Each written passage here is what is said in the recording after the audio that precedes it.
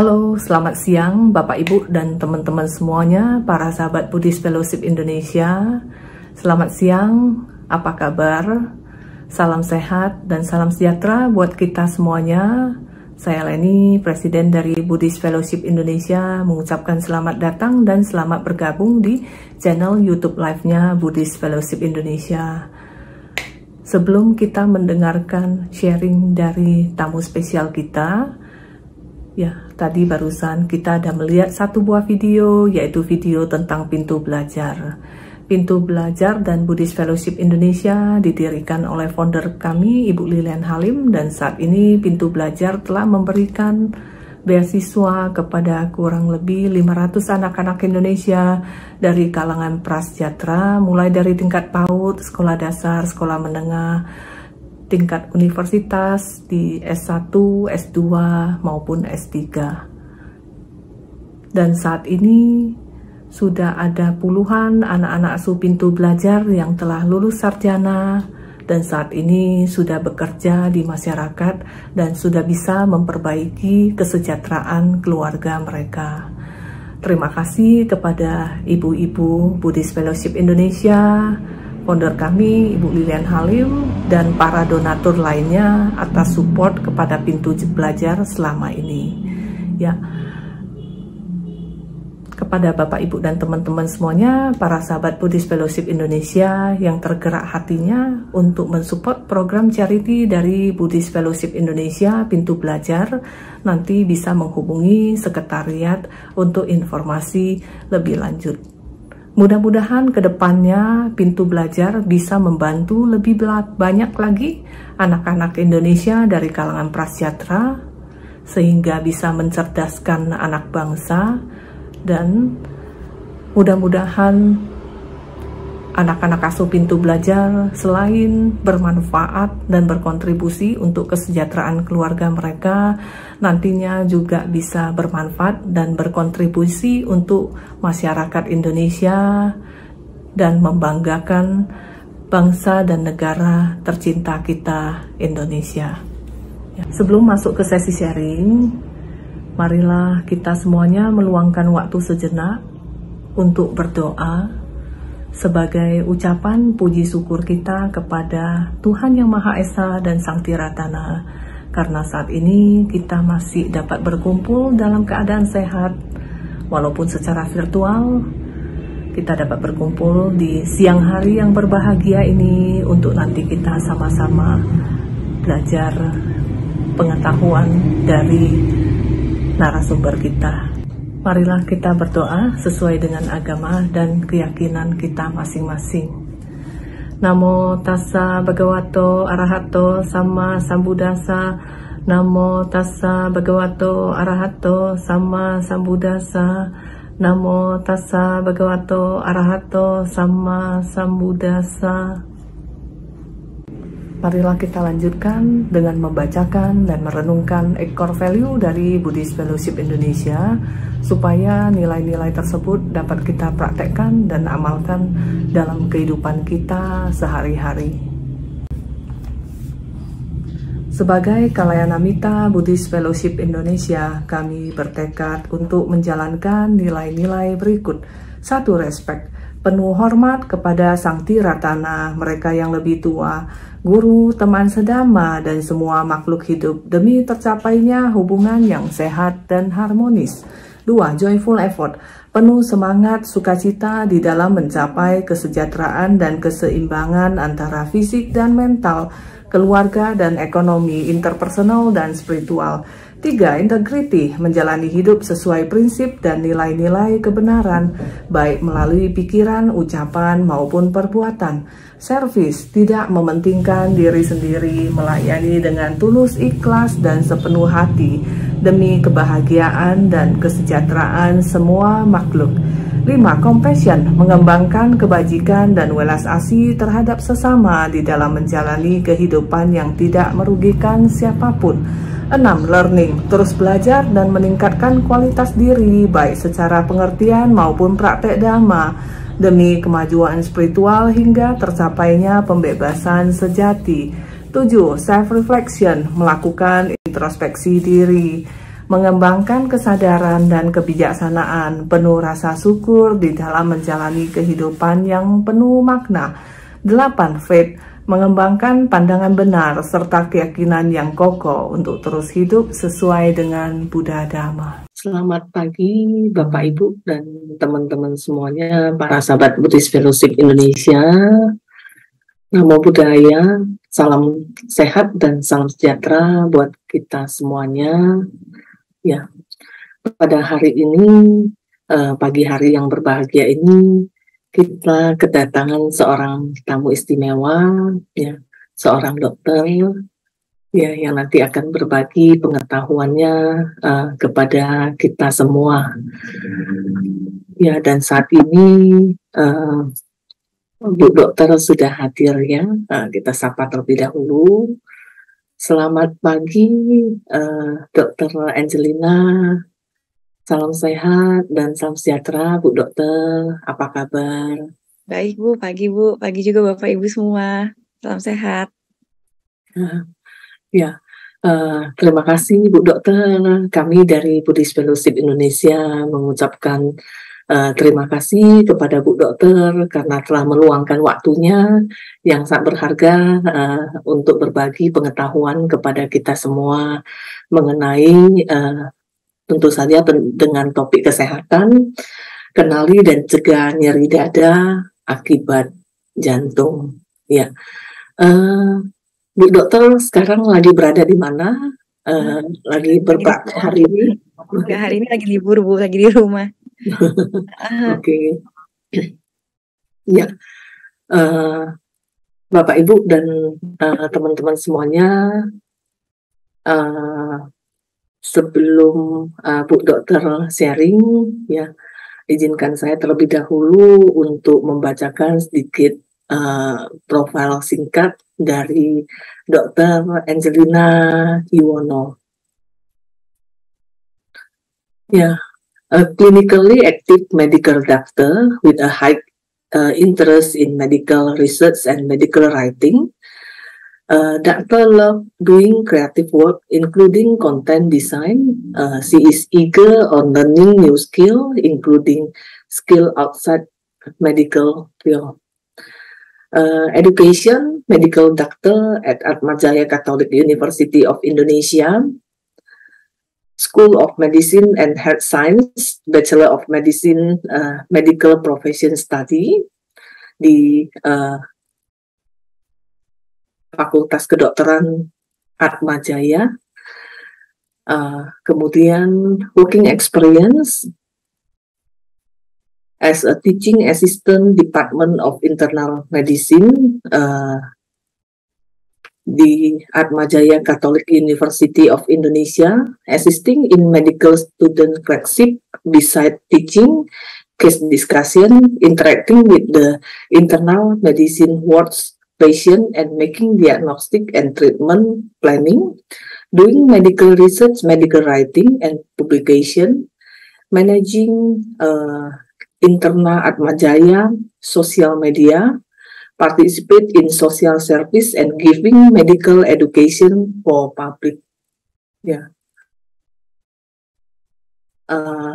And now, Doctor also active as a writer. Yeah.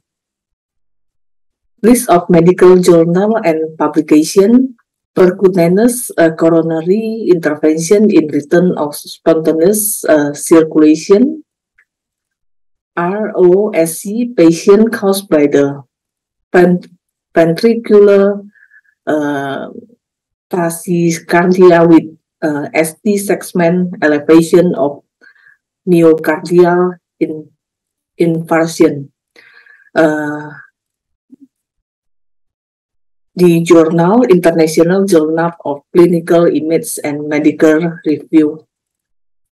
Oke, ini adalah sedikit profil singkat dari Dr. Angelina Yuwono ya. Nah, saat ini Bapak Ibu dan teman-teman semuanya tentu saja sudah sangat ingin mendengarkan sharing dari Dr. Angelina Yuwono ya mengenai kenali dan cegah nyeri dada akibat jantung. Ya, mungkin Bapak Ibu dan teman-teman semuanya sering mendengar mungkin teman, relasi atau mungkin sahabat dan saudara yang mengatakan bahwa sering terdengar tentang nyeri dada ya. Mungkin kadang-kadang kalau kita kecapean juga kadang pernah merasakan ya. Tapi apakah itu penyakit jantung atau bukan gitu loh. Nah, itu mungkin kita akan mendengar secara lebih jelas dari Dr. Angelina Yuwono ya. Nah, nanti ada sesi tanya jawab.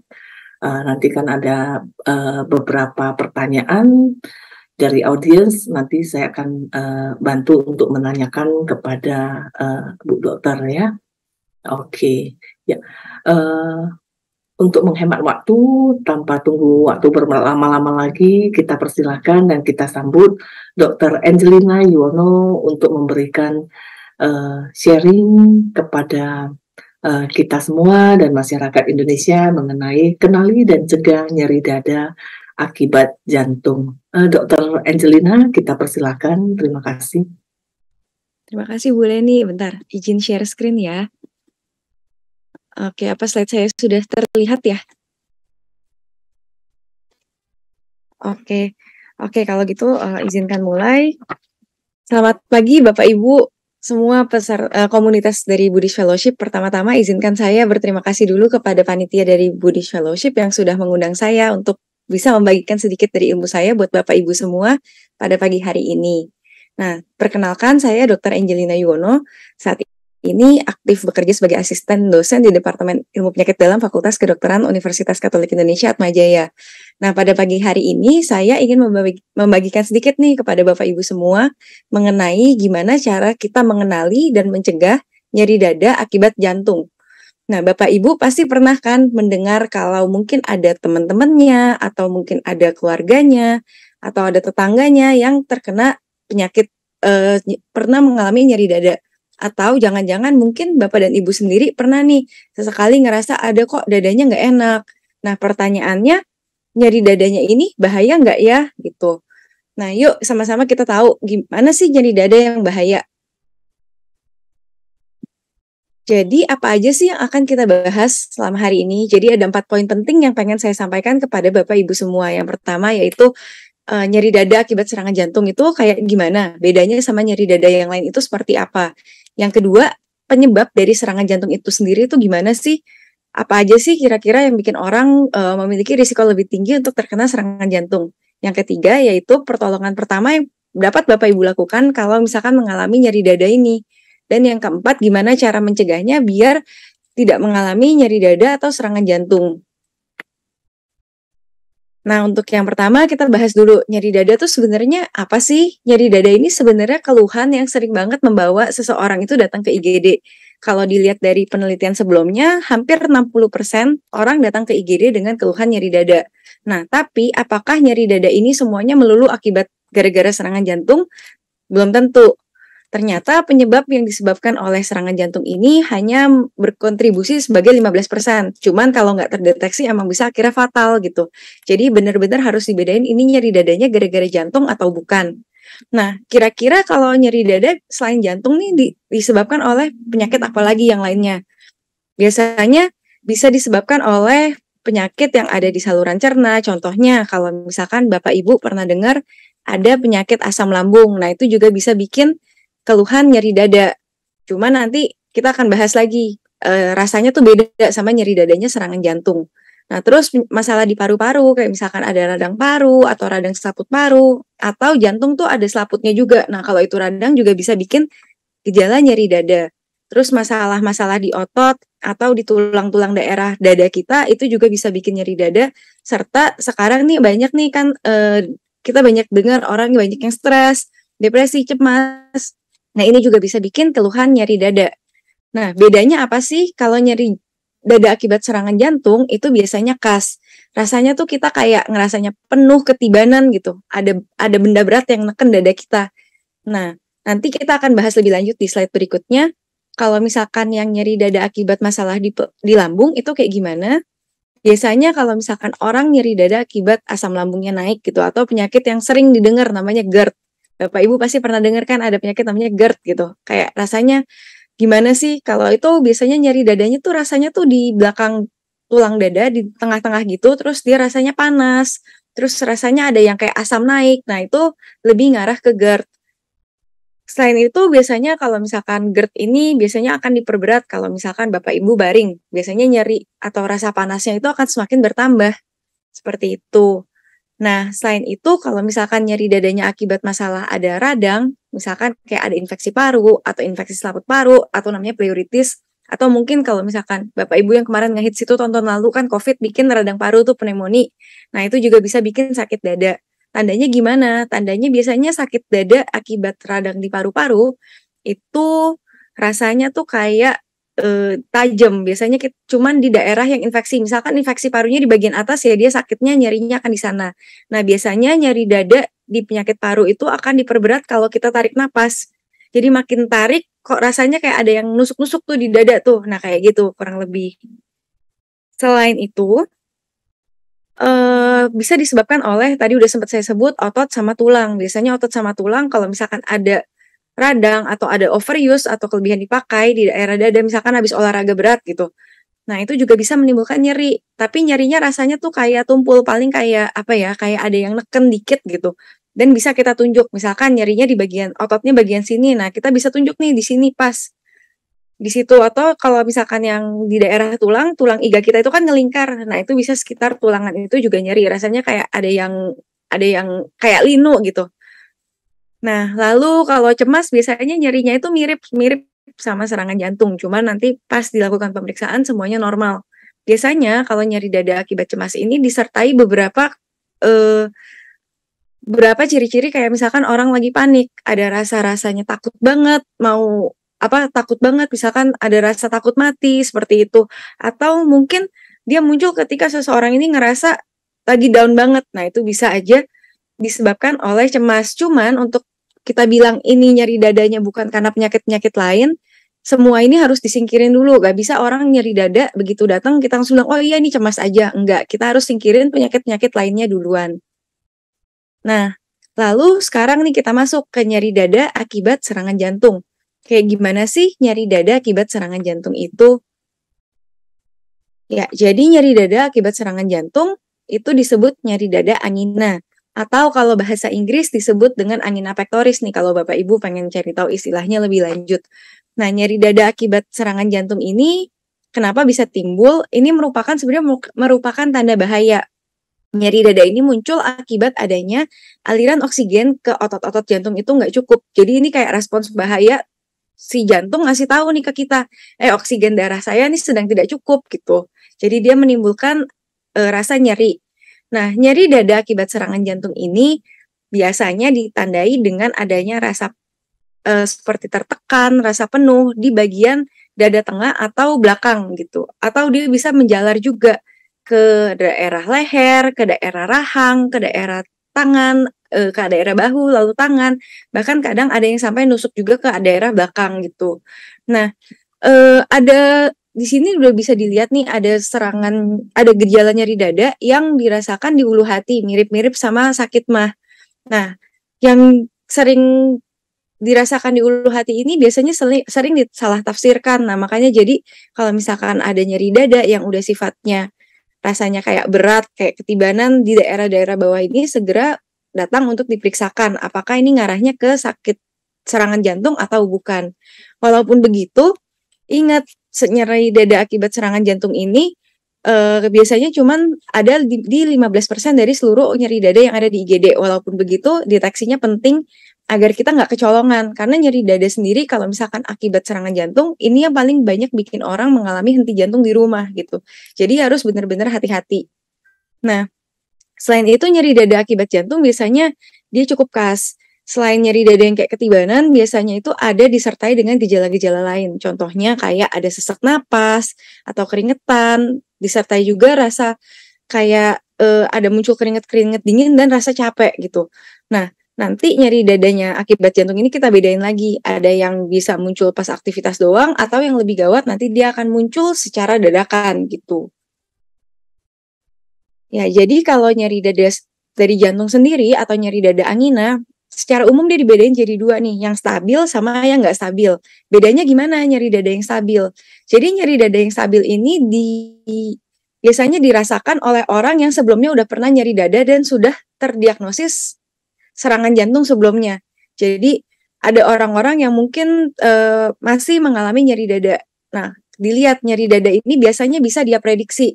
Nyeri dadanya muncul cuma pas lagi aktivitas atau kena paparan dingin atau perubahan cuaca yang ekstrim. Nah, itu bisa mencetuskan nyeri dadanya.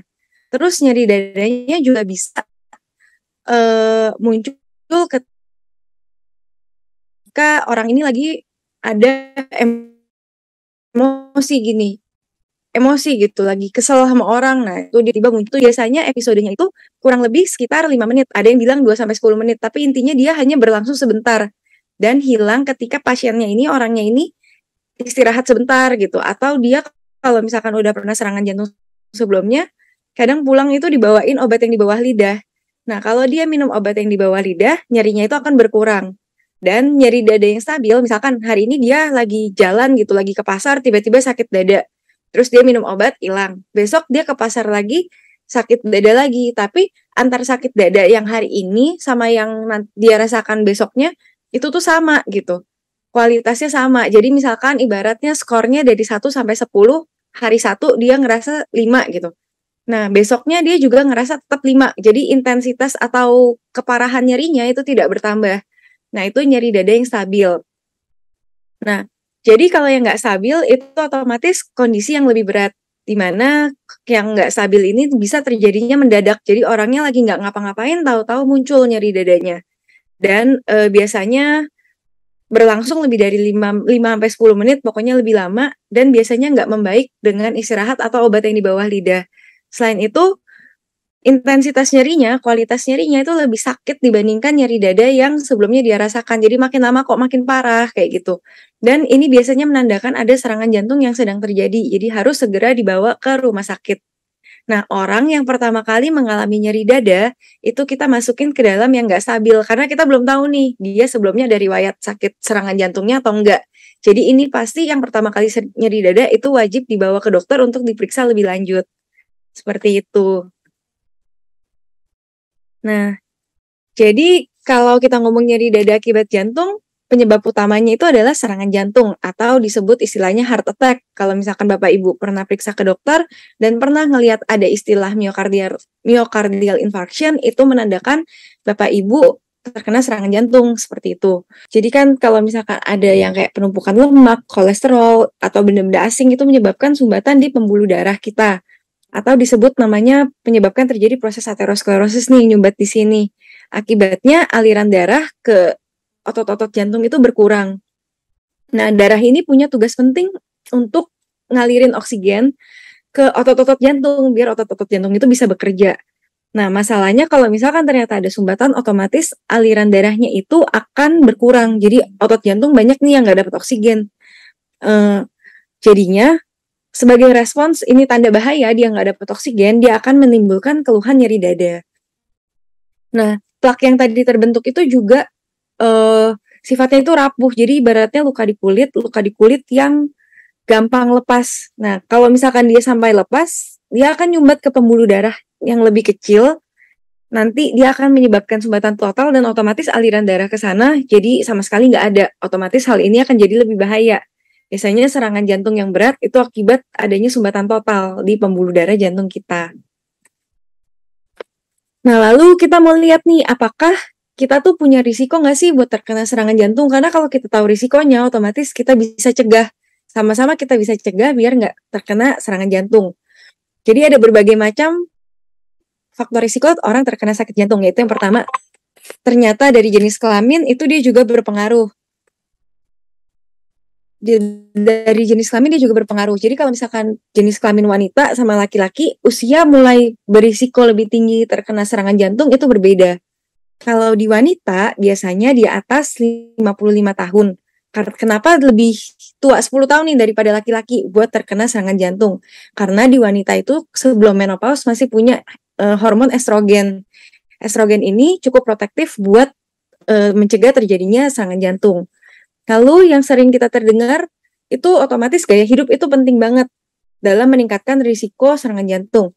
Orang-orang yang pola hidupnya sedentary, apalagi kan zaman sekarang nih banyak nih Bapak Ibu mungkin dengar istilahnya mager, karena apa-apa serba gampang, serba online. Jadi kita jarang nih jalan keluar. Apa-apa by phone aja bisa. Jadi kita tinggal nunggu barangnya yang datang. Atau kayak lebih enak kalau weekend gini lebih enak di rumah santai-santai gitu, gak keluar-keluar. Atau kayak sehari-hari pulang kerja enakan langsung baring nonton TV, nonton drama. Nah itu disebut pola hidup sedentary. Jadi kayak kurang aktivitas.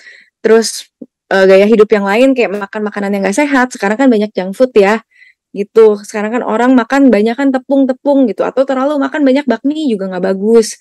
Nah, atau Bapak Ibu mungkin ada yang ngerokok sampai ngerokoknya berat banget sampai berbungkus-bungkus per hari. Nah, ini gaya-gaya hidup yang tidak sehat dan ternyata gaya hidup seperti ini merupakan faktor risiko utama terkena sakit jantung. Jadi harus hati-hati Bapak Ibu. Nah, lalu yang lain-lain mungkin ada yang pernah dengar orang-orang yang konsumsi obat-obatan terlarang kayak misalkan amfetamin. Itu kan contoh-contoh obat-obat stimulan. Nah, ini juga naikin risiko sakit jantung. Nah, beberapa kondisi medis yang berkaitan sama serangan jantung adalah tekanan darah tinggi, diabetes mellitus, sama obesitas. Nah, tekanan darah tinggi, apalagi kalau misalkan nggak dikontrol ya, misalkan cenderungnya tinggi-tinggi terus gitu, atau gula darah yang tinggi-tinggi terus. Nah, ini nih meningkatkan risiko lebih tinggi buat terkena serangan jantung. Nah, tapi Bapak dan Ibu tenang aja kalau misalkan Bapak dan Ibu ada sakit diabetes atau sakit tekanan darah tinggi tuh hipertensi, kalau minum obatnya rutin dan dia terkontrol, otomatis risiko serangan jantungnya berkurang. Nah, adanya sindrom metabolik ini akibat gangguan metabolisme tubuh yang ditandai dengan adanya. Jadi orang yang dengan sindrom metabolik itu punya 3 komponen, tekanan darahnya tinggi, gula darahnya tinggi, sama diabetes. Jadi paketnya lengkap tuh, ada 3-3-nya. Ini memiliki risiko yang jauh lebih tinggi dibandingkan orang yang cuma punya hipertensi doang atau diabetes doang untuk terkena serangan jantung. Kayak gitu. Nah, riwayat keluarga, jadi kalau misalkan ada yang punya orang tuanya atau saudaranya yang terkena serangan jantung, harus hati-hati dan harus mulai nih jaga hidupnya biar nggak terkena serangan jantung juga, karena penelitian udah membuktikan kalau misalkan ada riwayat keluarga yang terkena serangan jantung, diri kita itu akan memiliki risiko yang lebih tinggi buat terkena serangan jantung. Lalu yang lain adanya kondisi kayak mungkin buat ibu-ibu yang dulunya pas lagi hamil pernah terdiagnosis preeklamsia gitu, atau darah tinggi selama kehamilan, atau mungkin pas hamil pernah sempat masuk ke ICU karena kejang gitu. Nah, itu juga harus hati-hati karena risiko terkena penyakit jantung, baik itu serangan jantung atau gagal jantung, meningkat gitu. Jadi harus rutin diperiksakan, dikontrol tekanan darahnya agar tetap aman, biar nggak terkena serangan jantung. Nah, penyakit-penyakit lain kayak penyakit autoimun itu juga bisa meningkatkan risiko terjadinya serangan jantung. Dan adanya stres, balik lagi ke stres, sekarang saat ini kan banyak orang yang hidupnya penuh kecemasan atau agak-agak banyak beban hidup. Nah, ini juga meningkatkan risiko terjadi serangan jantung. Oke. Nah, kalau sampai-sampai amit-amit nih kita ada yang ngerasa kok dadanya nggak enak di rumah, apa sih yang perlu kita lakukan? Nah, kita lihat ini sakit dadanya baru pertama kali atau udah pernah sebelumnya terus kita kambuh lagi.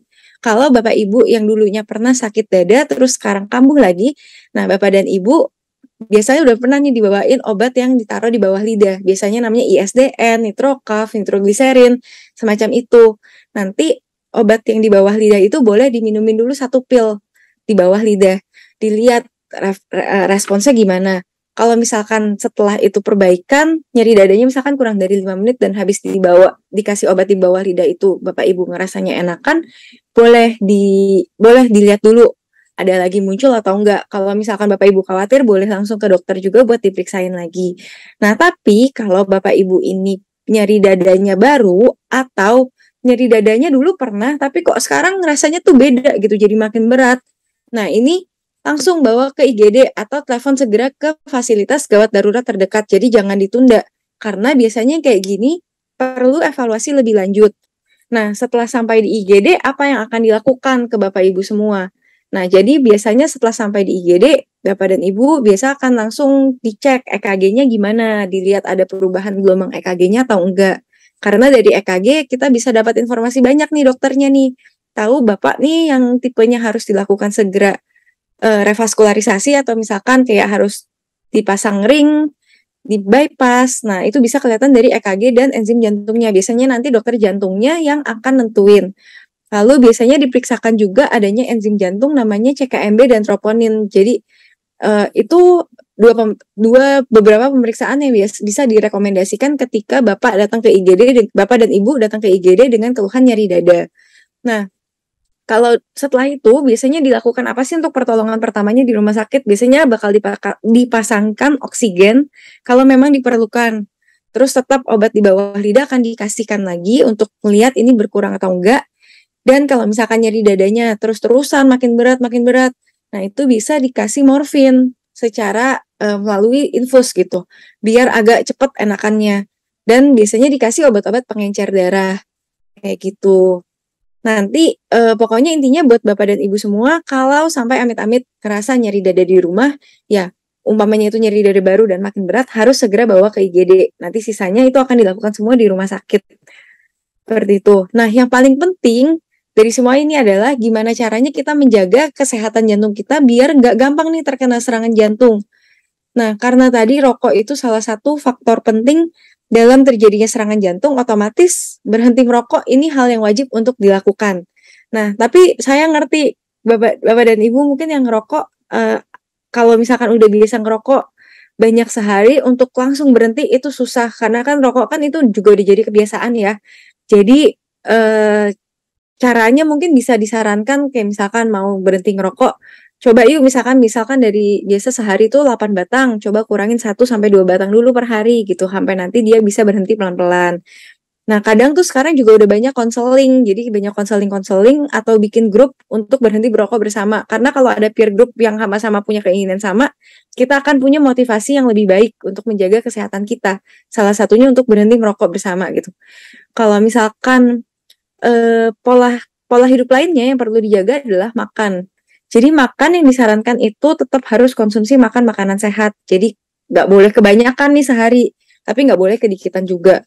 Porsi yang disarankan untuk karbohidrat kayak macamnya tepung, roti, mie gitu. Kalau mau makan boleh, tapi ya nggak boleh kelebihan. Jadi misalkan pagi udah makan nasi, nggak boleh habis itu makan nasinya bareng sama kentang goreng. Itu jadi double karbohidratnya.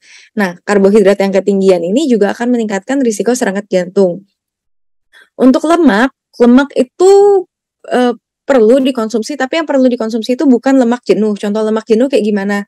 Lemaknya mentega atau lemak minyak goreng yang kita pakai berulang kali.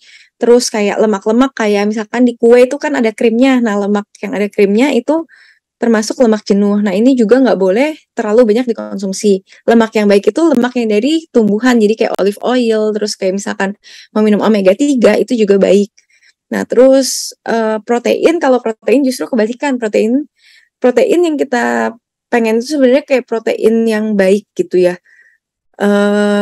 Sebenarnya sumber protein yang paling banyak itu dari daging memang, tapi kalau misalkan emang tidak makan daging boleh dari sayur juga.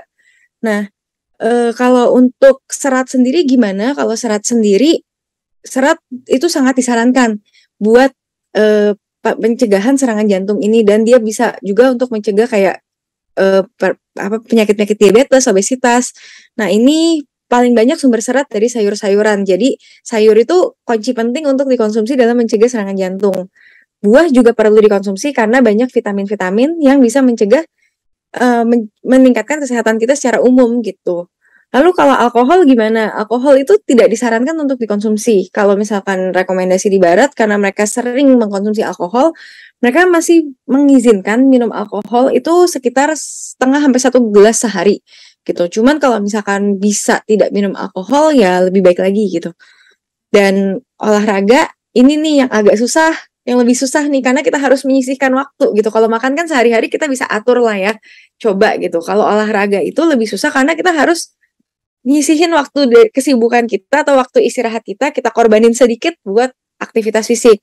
Cuman ini penting banget buat dilakukan. Rekomendasinya untuk melakukan olahraga itu sekitar 150 menit per minggu gitu. Jadi nggak usah dalam satu hari itu nggak usah di spare waktu 2,5 jam khusus untuk olahraga, tapi bisa kita cicil.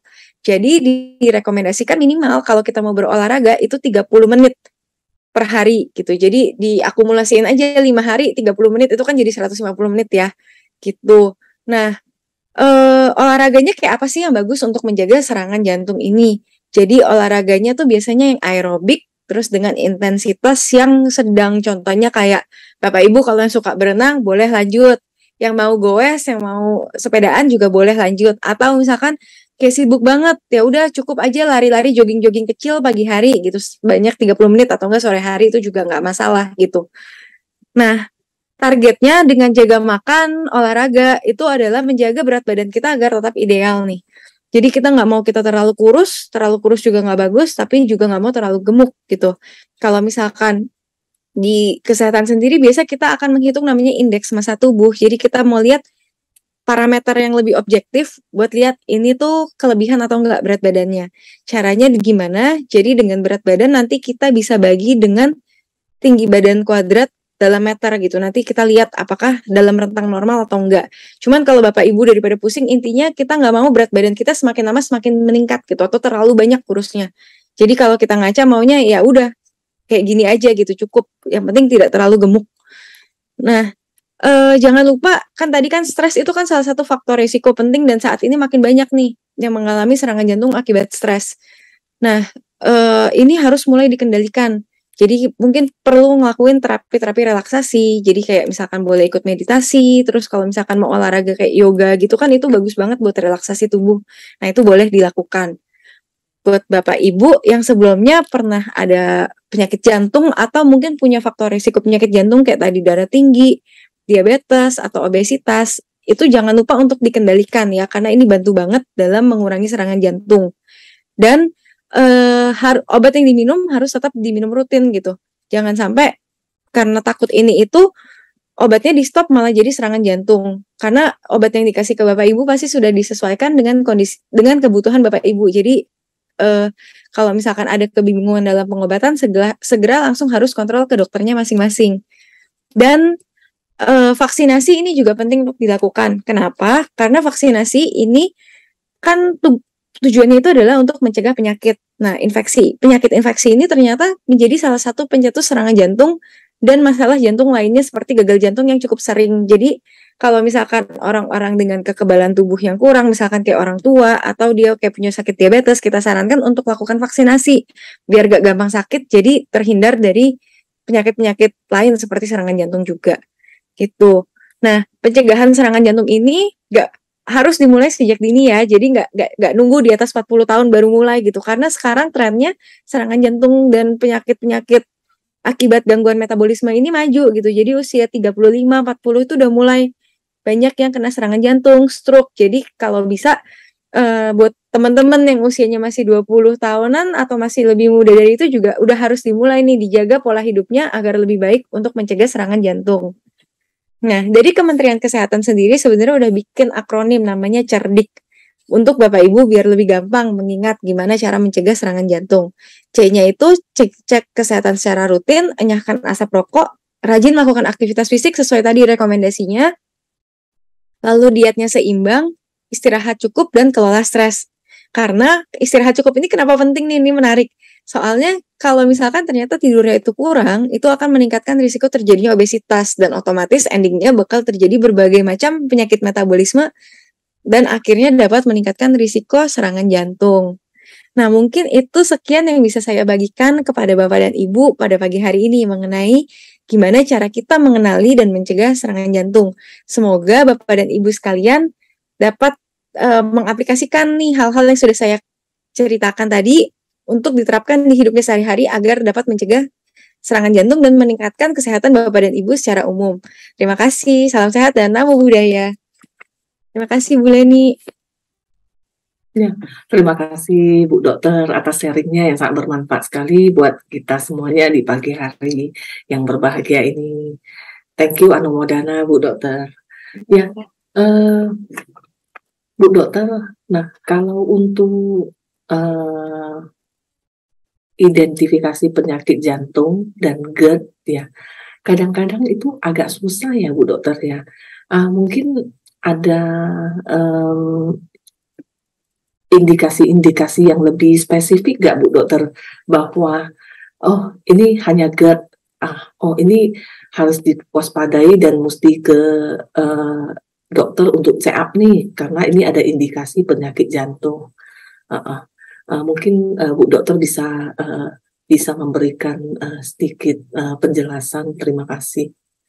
Iya, sebenarnya GERD sama serangan jantung tuh emang kadang beberapa gejalanya ada yang tumpang tindih ya, jadinya bikin bingung gitu. Soalnya kalau misalkan serangan jantung yang kenanya di pembuluh darah bagian bawah jantung itu gejalanya kan juga lebih di ulu hati gitu ya.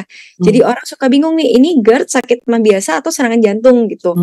Cuman kita lihat kira-kira kualitas nyerinya kayak gimana. Kalau misalkan ngarah ke serangan jantung biasanya lebih ke arah ini tuh kayaknya berat gitu, ada yang neken di ulu hatinya gitu. Terus rasanya tuh kalau misalkan orang yang baru awal-awal kena ya tadi, munculnya pas kapan? Munculnya kalau misalkan orang yang kena serangan jantung biasanya lagi misalkan aktivitas atau lagi ada stres tertentu atau dia lagi misalnya kalau misalkan dia makin yang nggak stabil gitu ya bisa sih pas istirahat kayak gitu. Cuman kalau misalkan GERD biasanya dia dipengaruhi sama posisi atau dia habis makan gitu. Kalau makan kan produksi asam lambung meningkat ya.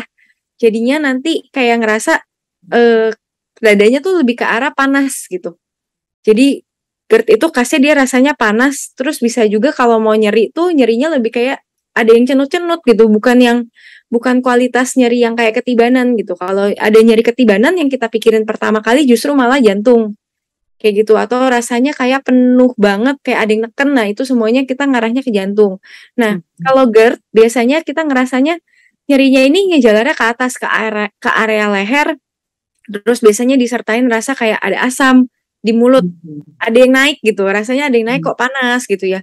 Mungkin Bapak Ibu mungkin ada yang pernah ngerasa kayak gitu, habis makan kayak kalau misalkan pernah muntah tuh kan ada rasa panasnya ya, kalau misalkan gak enak, nah GERD itu kayak gitu. Biasanya kalau kita baringan, apalagi habis makan terus baring, nah itu tambah gak enak lagi. Jadi biasanya kalau orang GERD, dia tidur itu butuh beberapa bantal biar keluhan nyeri dada panasnya itu tuh nggak ada gitu, biar enakan.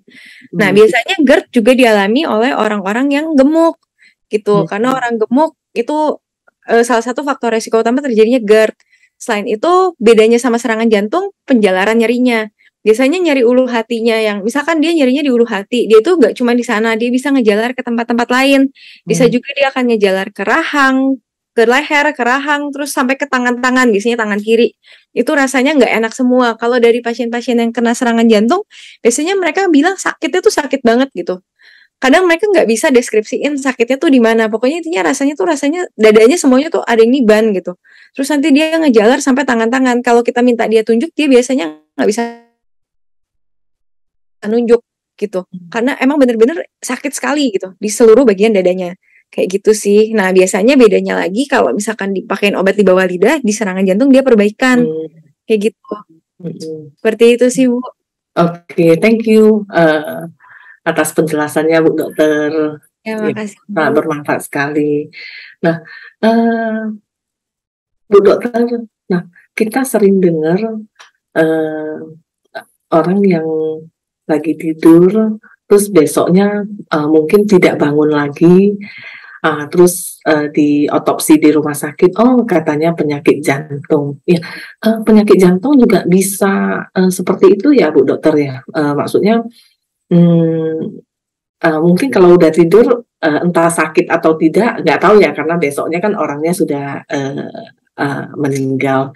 Nah itu kenapa bisa terjadi seperti itu ya Bu Dokter ya? Iya, jadi kalau misalkan serangan jantung tuh sebenarnya sih emang kebanyakan nyeri, tapi ada beberapa orang yang dia nggak mengalami nyeri. Nah, biasanya kondisi apa sih orang yang nggak mengalami nyeri? Biasanya di orang-orang yang ada diabetes. Jadi di diabetes tuh kalau di medis istilahnya kita nyebutnya itu silent myocard infarct. Jadi kalau orang diabetes itu kan kadang kan ada yang ngerasa tangan kakinya itu suka nyeri-nyeri, ini baal nih, bisa udah ada gangguan saraf. Nah, ini terjadi nggak cuma di saraf yang di tangan kaki doang, tapi di daerah jantung juga bisa. Jadi entah itu gambarannya itu jadi nyeri dadanya itu nggak jelas, bukan nyeri dada yang khas kayak orang-orang biasa, atau dia nggak bergejala sama sekali. Jadi emang bisa dia jadi lebih bahaya kayak gitu. Jadi dia muncul tahu-tahu udah misalkan amit-amit sudah meninggal kayak gitu. Karena dia nggak berasa apa-apa, taunya ada serangan. Kayak gitu sih Bu. Mungkin bisa dilihat ada riwayat itu nggak sebelumnya. Oh iya, oke. Thank you Bu Dokter. Ini sudah ada beberapa pertanyaan nih Bu Dokter. Ya, Bu Dokter, apa gejala awal dari nyeri dada akibat jantung yang mudah dikenalin supaya kita tahu itu adalah serangan jantung? Tadi mungkin Bu Dokter sudah menjelaskan sedikit ya. Ada yang mau ditambahin lagi Bu Dokter supaya lebih jelas lagi? Ya mungkin ini diperjelas lagi aja kali ya, saya review lagi. Jadi nyeri dada yang khas ke arah jantung lebih ke arah nyeri dada yang sifatnya kayak ditekan atau kayak ketibanan beban berat. Nah biasanya itu lokasinya itu nggak spesifik. Jadi kayak dia ada di belakang dada tapi ada yang ngerasa kayak di hampir semua dadanya intinya rasanya kayak ketibanan aja gitu. Nah kalau ditanya nyerinya itu cuma di dada doang, dia bisa menjalar ke tempat-tempat lain. Nah di gambar ini bisa kelihatan nih buat Bapak Ibu biar mempermudah kira-kira ini ngarah ke sana atau enggak. Jadi dia bisa menjalar ke arah leher, nanti naik ke rahang, atau ke bahu, nanti dia ke bawah. Terus bisa juga di daerah perut, ini yang tadi kan suka dikait-kaitin nih GERD atau bukan. Sama di daerah punggung, nah itu juga bisa. Nah biasanya orang-orang yang dengan nyeri dada seperti ini, kalau misalkan dia yang stabil itu bisa dirasain 5-10 menit. Tapi kalau dia serangan jantung yang lebih berat, itu biasanya lebih dari itu gitu. Ada yang kalau misalkan emang sumbatannya bisa total, itu dia bisa ngerasa lebih dari setengah jam gitu. Jadi dia sampai di rumah sakit pun dibawa dalam kondisi masih sakit banget dadanya kayak gitu. Nah, lain-lain yang penting itu dia biasa disertai dengan keluhan-keluhan lain. Kayak misalnya ada sesak napas atau keringat dingin, atau bisa tiba-tiba abis nyeri dada tuh rasanya capek banget kayak gitu. Nah itu sih ya mungkin yang ke arah jantung ya. Thank you Bu Dokter atas penjelasannya. Bu Dokter, kalau tidak salah dengar ya, kita pernah mendengar informasi bahwa oh ya kalau sakit jantung itu kalau sakitnya di dada sebelah kanan atau sebelah kiri gitu loh, itu mitos doang atau bagaimana Bu Dokter? Iya, jadi sebenarnya kalau nyeri jantung sendiri, jantung emang posisinya di bagian kiri dada kita gitu. Jadi kalau misalkan ada yang bilang sakit jantung di kiri ya mungkin aja bisa dirasakan kayak gitu. Tapi kalau di kanan kita biasanya langsung mikirin ini penyebab lain atau enggak. Jadi kalau misalkan ada pasien datang nih dengan keluhan nyeri dada kanan, biasanya kalau misalkan kita lihat EKG-nya aman, kita pastiin lagi nyeri dadanya tuh gimana sih. Apalagi kalau misalkan ternyata nyeri dada kanannya bisa ditunjuk gitu, kita biasa akan mikirin penyebab lainnya dulu. Dan otomatis kita udah mastiin sih ini EKG-nya bagus gitu. Tapi kalau misalkan dia nyeri dada kiri atau dia di bawah tulang dada tuh posisinya ada di tengah-tengah dada kita. Nah itu ada tulangnya di bawah situ. Biasanya kita pikirin pertama ini jantung atau bukan gitu.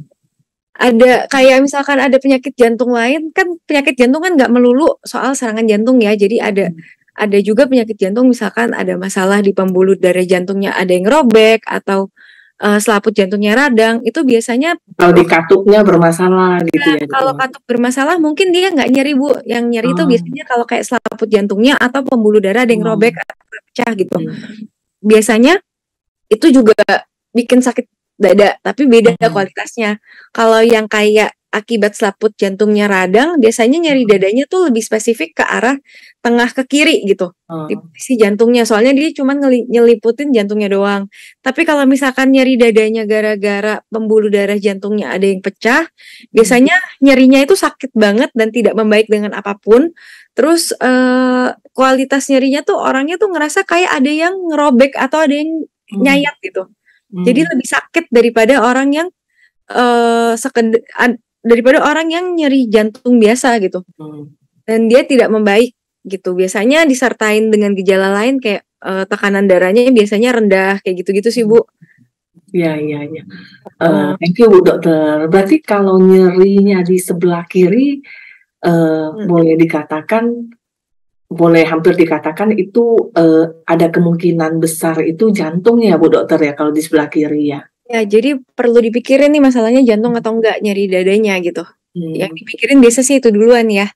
Oke. Beda sama kalau nyeri ulu hati. Kalau nyeri ulu hati kita lihat parameter lainnya aman, baru kita mikirin yang penyebab dari perut gitu. Oke, Bu Dokter. Thank you atas penjelasannya. Bu Dokter, ini ada pertanyaan lagi. Bagaimana pertolongan pertama jika terjadi serangan jantung? Mungkin pada diri sendiri supaya tidak panik dan cemas. Apakah mesti standby itu Bu, yang obat yang di bawah lidah itu ditaruh di kantong setiap saat atau bagaimana Bu Dokter?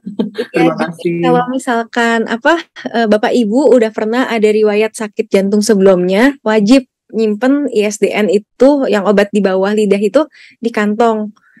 Jadi umpamanya nih lagi pergi gitu ya, lagi jalan-jalan atau lagi olahraga, tiba-tiba nyeri dadanya muncul, pertolongan pertamanya adalah itu gitu. Jadi langsung diminumin di bawah lidah. Tapi kalau buat Bapak Ibu yang sebelumnya belum ada riwayat sakit jantung, sebaiknya langsung segera ke rumah sakit gitu. Karena kita perlu evaluasi nih, ini sakit dadanya Bapak dan Ibu nih karena sakit jantungnya atau bukan gitu. Umpamanya ternyata sakit jantung, nanti kita harus bedain lagi ini stabil atau enggak. Kalau stabil ya Bapak Ibu akan kita bawain pulang gitu. Jadi kalau udah pernah sakit dada karena jantung ini, dia akan diresepin ini nih biasanya nih pas pulang ke rumah nih. Karena emang nggak nyaman banget kan kalau misalkan dikit-dikit sakit dada, terus bingung mau apa gitu. Jadi biasa sama dokternya udah diresepin suruh bawa pulang. Terus lain-lain kalau misalkan Bapak dan Ibu punya oksigen dan udah terbukti emang ada oksigennya turun, boleh dipakein dulu oksigennya biar agak lebih nyaman gitu ya. Tapi umpamanya udah sampai kayak gitu dan ngerasa masih belum nyaman, langsung segera bawa lagi ke rumah sakit gitu sih. Iya, iya, iya. Oke, thank you Bu Dokter. Nah, kalau penyakit jantung ini ya Bu Dokter ya, apakah ada faktor genetika juga sehingga anak-anak yang terlahir itu sudah punya kelainan jantung atau misalnya katupnya bermasalah? Ada istilah kalau tidak salah pernah mendengar ya, jantung bocor itu artinya apa ya? Apa katupnya bermasalah atau bagaimana Bu Dokter? Terima kasih. Iya, jadi kalau misalkan yang kayak kalau penyakit pertama, kalau penyakit jantung sendiri ini kayak misalkan serangan jantung, faktor genetik ada. Jadi makanya tadi kita penting tahu orang tua kita atau keluarga kita yang lain ada yang pernah sakit jantung atau enggak. Nah, tapi kalau misalkan yang kayak penyakit jantung bawaan gitu kan ada ya beberapa kita sering dengar kayak misalkan ada bayi, ada pembentukan katupnya itu enggak beres gitu. Nah, itu biasanya terjadi gangguannya ya bisa genetik juga atau bisa terjadi gangguan saat pembentukan organ transmisi janin. Tapi kalau misalkan di orang dewasa, kalau misalkan dia sampai ada terjadi gangguan katup, biasanya itu antara akibat penyakit infeksi, misalkan dulu pernah sakit tenggorokan atau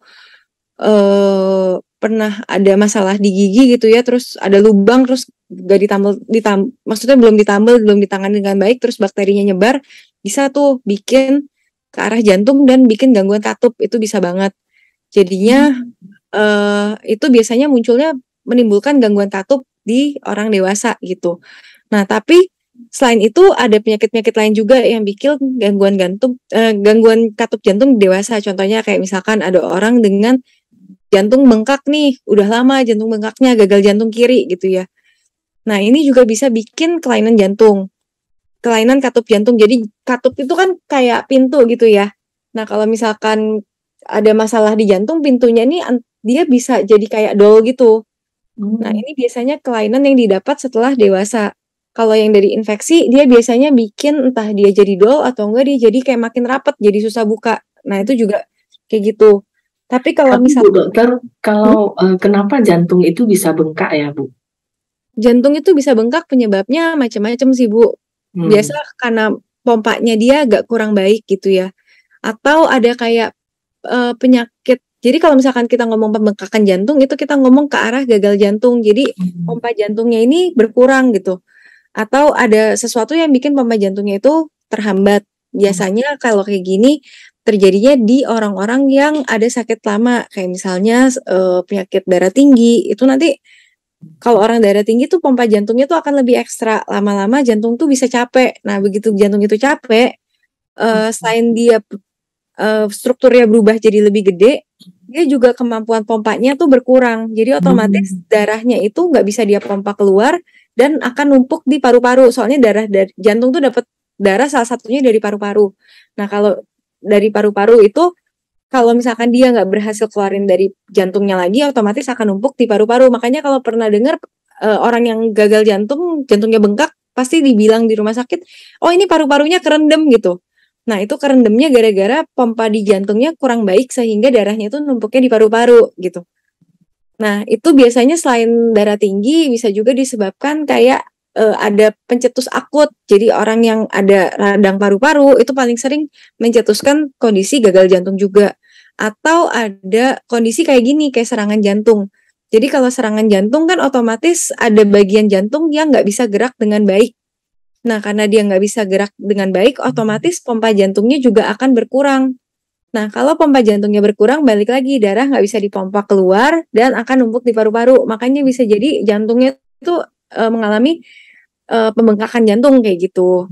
Nah, terus biasanya kalau misalkan orang yang udah punya penyakit jantung sebelumnya, dia nggak minum obat dengan rutin, nanti akhir-akhirnya bisa jadi pembengkakan jantung dan gagal jantung juga, kayak gitu sih Bu. Berarti kalau misalnya gagal jantung atau jantungnya ini ya bengkak dan gagal jantung, berarti salah satu cara yang bisa menyelamatkan orang tersebut adalah dengan bypass ya. Jantung itu bisa ditransplantasi nggak sih, Bu Dokter? Transplantasi jantung sih udah sempat terdengar ya, bisa-bisa aja sih sebenarnya.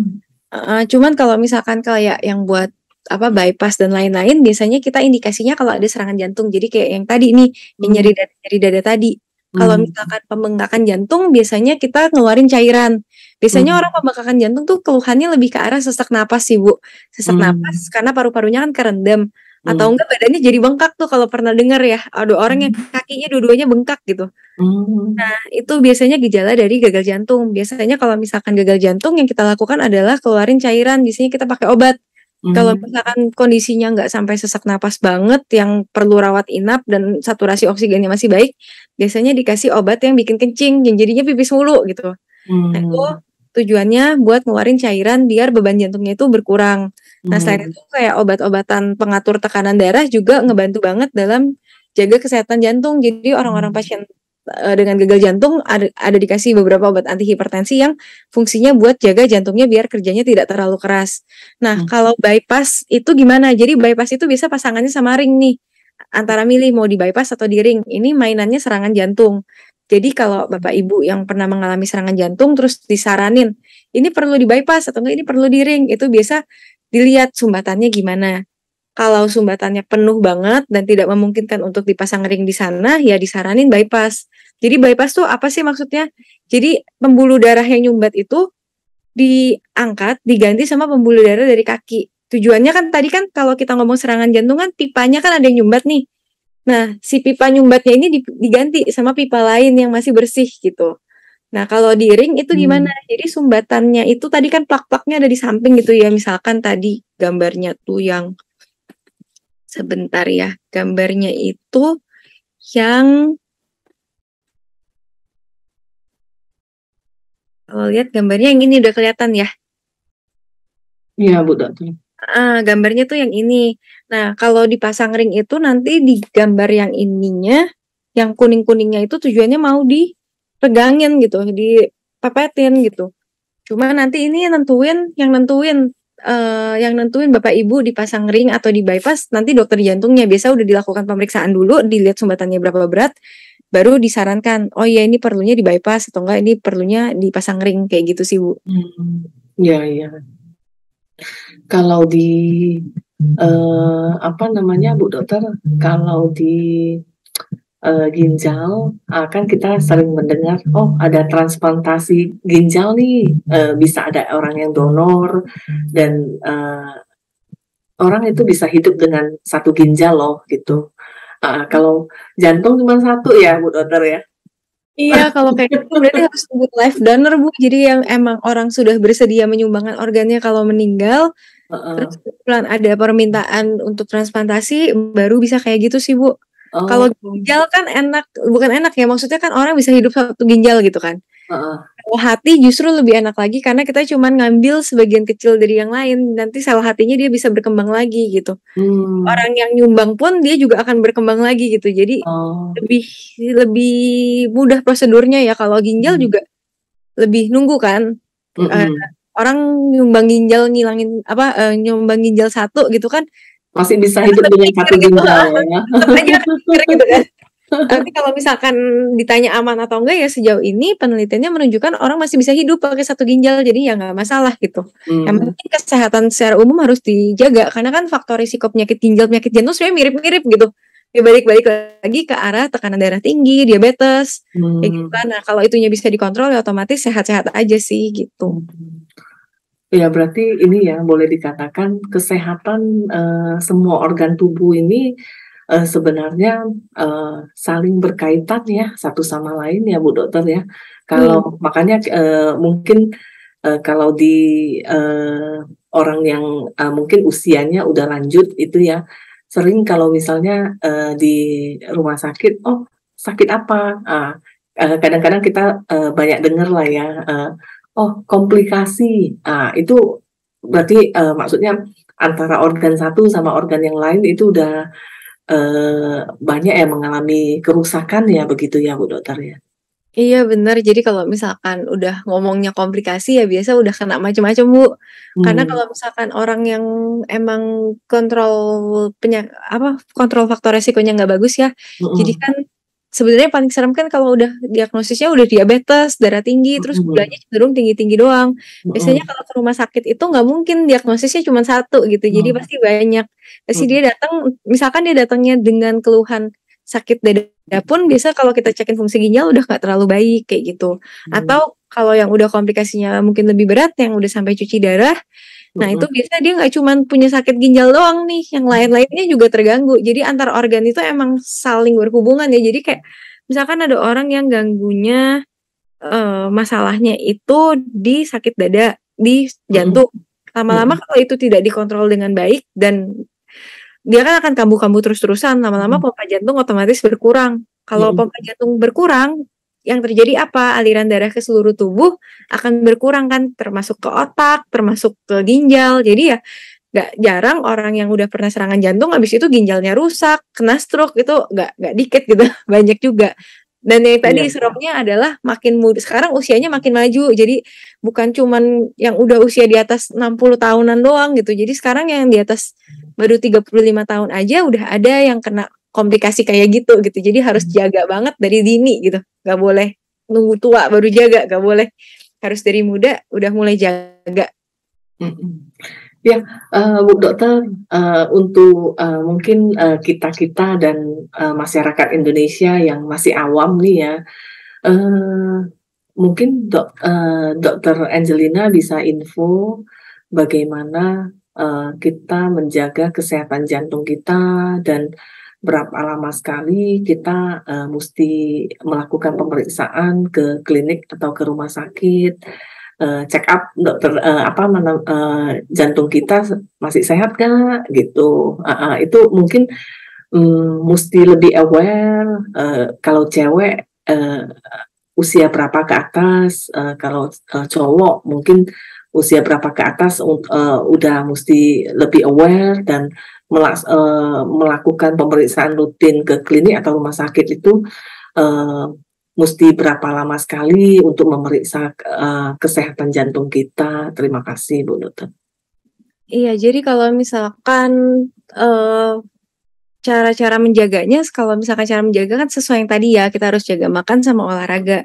Jadi pengaturan makan itu penting dilakukan untuk sehari-hari. Jadi kayak ya mulailah makan makanan sehat gitu. Jadi yang biasanya mungkin banyak makan gorengan atau mungkin habis makan nasi makan kentang tuh udah mulai harus diatur lagi gitu. Terus perbanyak serat, perbanyak buah, dan aktivitas fisik luangin waktu sehari setengah jam buat olahraga.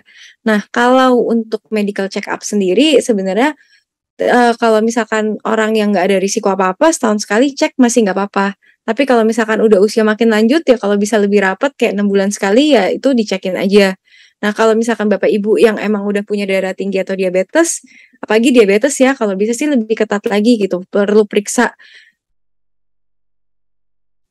labnya mungkin bisa sampai 3 bulan sekali gitu buat tahu gitu ya kontrol gula darahnya gimana. Kalau misalkan mau cek EKG dan lain-lain ya mungkin perlu 6 bulan sekali boleh dicekin gitu.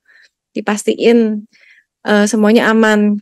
Kalau misalkan kalau misalkan emang mau dicekin ya biasa bisa ke rumah sakit sih untuk melakukan pemeriksaan lab. Mungkin perlu ketemu dulu dokternya masing-masing. Biasa akan disaranin ini perlu ceknya apa aja. Bisa mungkin yang akan dicekin parameter profil lipidnya, jadi dilihat kolesterolnya Bapak Ibu gimana, LDL-nya, trigliseridnya, HDL-nya gitu. Karena kan tadi kayak di slide udah dibilang kan LDL, HDL itu kan ngaruh banget ya.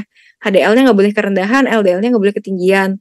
Terus penanda gulanya mungkin bisa disuruh diminta cekin penanda gula darah puasa, gula darah 2 jam puasa, atau pemeriksaan HbA1c buat ngelihat kadar rata-rata gula darah 3 bulan terakhir. Jadi itu kalau pakai pemeriksaan HbA1c nggak bisa tipu-tipu tuh. Jadi udah kelihatan rapotnya gimana, ABC-nya kelihatan tuh nanti dia dalam persen. Makin tinggi nilainya yang berarti kontrol gulanya makin jelek. Nah, lalu yang perlu dicekin lagi biasanya itu akan diperiksain fungsi ginjal juga. Sekalian kalau medical check up gitu, apalagi buat yang usianya udah lebih lanjut gitu atau enggak dari comorbid kayak hipertensi atau diabetes, itu biasanya diperiksain juga sekalian buat lihat ada komplikasi ginjal atau enggak. Karena komplikasi ginjal sendiri akan meningkatkan risiko sakit jantung gitu. Jadi biasa dicekin. Kalau misalkan ada langsung dikendalikan. Nah, pemeriksaan EKG pasti disarankan kalau medical check up. Jadi kita mau lihat nih udah mulai ada perubahan gelombang atau enggak. Kadang kalau misalkan kayak sumbatannya kecil aja di EKG tuh bisa kelihatan ada yang masalah gitu. Nah, kalau misalkan mau ngelihat fungsi itu biasanya nanti tergantung dokter jantungnya mau ngelakuin namanya ekokardiografi atau enggak gitu. Kalau emang perlu, apalagi Bapak Ibu yang udah pernah ada sakit jantung sebelumnya mungkin perlu dilakukan pemeriksaan ekokardiografi gitu. Buat lihat fungsi pompanya bagus atau enggak, katup-katupnya gimana kayak gitu. Itu buat lihat ke arah sana sih. Ngelihat struktur jantungnya masih baik atau enggak. Tapi kalau misalkan yang rutin mungkin lebih dilakuin EKG aja rutin nggak apa-apa. Buat screening aja buat lihat ada masalah atau enggak. Gitu sih Bu. Terima kasih Bu Dokter atas sharingnya. Bu Dokter, kalau seseorang yang sudah terindikasi penyakit jantung dan sudah pasang ring ya Bu Dokter ya. Nah,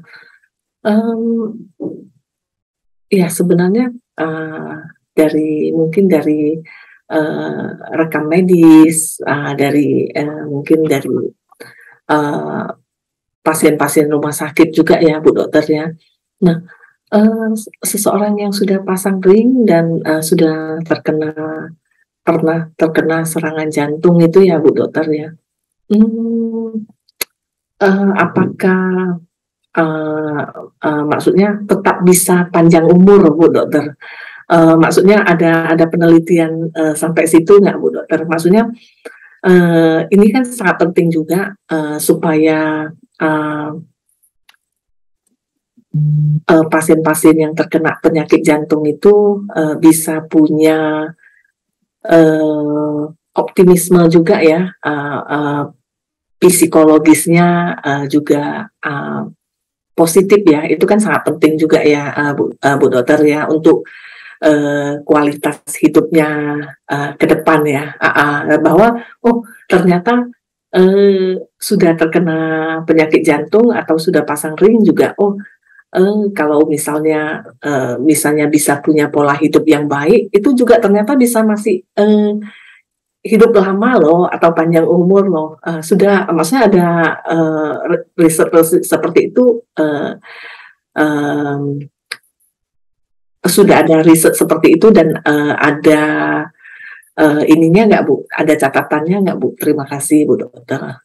Sebenarnya kalau research-nya sih sudah banyak Bu, makanya sebenarnya disarankan kalau emang perlu dipasang ring atau perlu di bypass, eh ini ya apa perlu perlu apa namanya bisa bisa bisa aktivitas kayak biasa gitu. Soalnya kan masalahnya serangan jantung itu kan apa namanya serangan jantung itu kan tujuannya adalah biar ngebuka sumbatannya itu, terapinya kan tujuannya adalah buat ngebuka sumbatannya itu biar jantung itu tetap dapat oksigen gitu. Jadi sebenarnya yang bikin kenapa orang takut abis pasang ring itu masih ada gejala, mungkin ada pernah denger ya orang yang habis pasang ring terus kok masih ada gejala gitu. Jadi kayak buat apa dipasang kayak gitu kan, takutnya kan kayak gitu. Nah, mungkin itu masalahnya waktunya. Jadi kalau orang yang sakit dada akibat jantung itu penting banget waktu antara serangannya mulai sampai dilakukan pemasangan ringnya. Nah, kalau misalkan dilakukan pemasangan ring atau enggak sumbatannya pas lagi kejadian itu enggak terlalu berat, nah biasanya habis dipasang ring atau di bypass dia akan perbaikan karena sel-sel jantung yang tadinya kekurangan oksigen akan dapat oksigen lagi kan. Nah, itu dia akan lebih baik. Nah, terus habis itu kalau misalkan yang masih ada gejala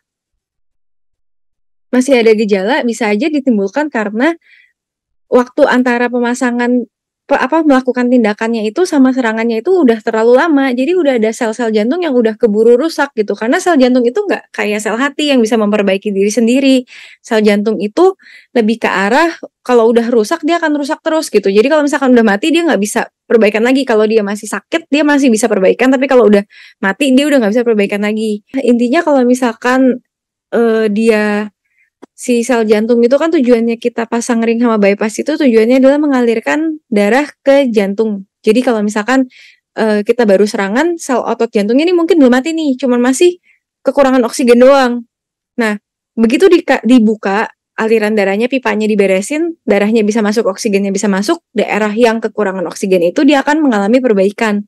Jadi dia akan balik normal lagi. Cuman kalau misalkan udah waktu antara pemasangan ring sama sakit dadanya itu jauh, apalagi kayak sampai jeda ada 2-3 hari, itu keburu ada sel-sel jantung yang rusak. Rusaknya berarti itu selnya udah tidak berfungsi lagi. Nah, sel jantung ini nggak punya kemampuan untuk regenerasi. Jadi dia kalau udah rusak dan tidak berfungsi, dia akan tetap tidak berfungsi.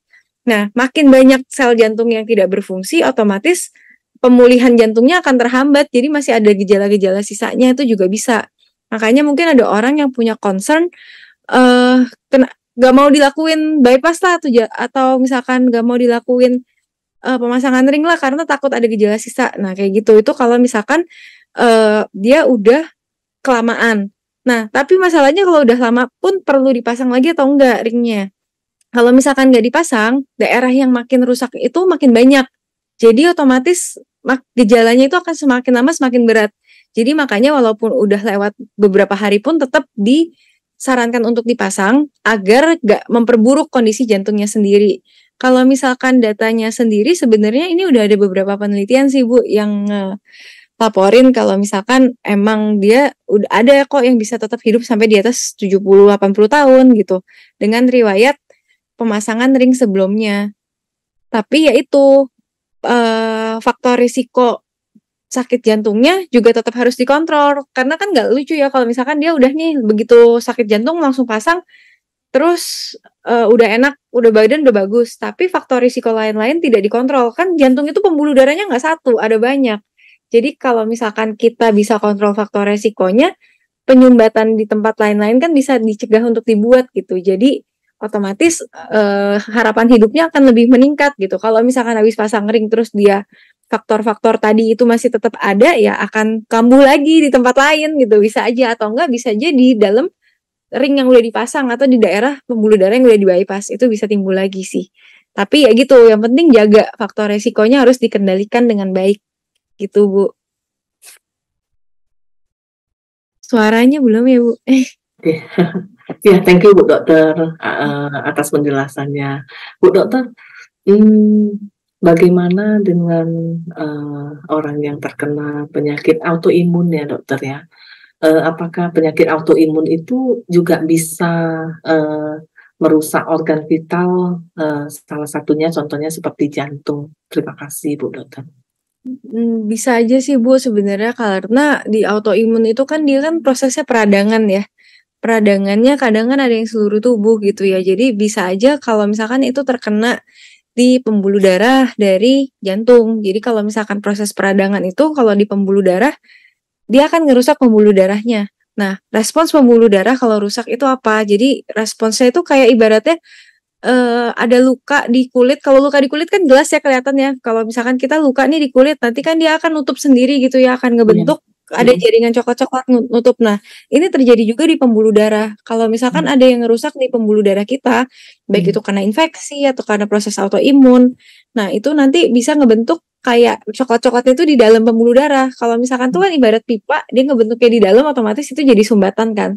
Nah, itu juga meningkatkan risiko serangan jantung.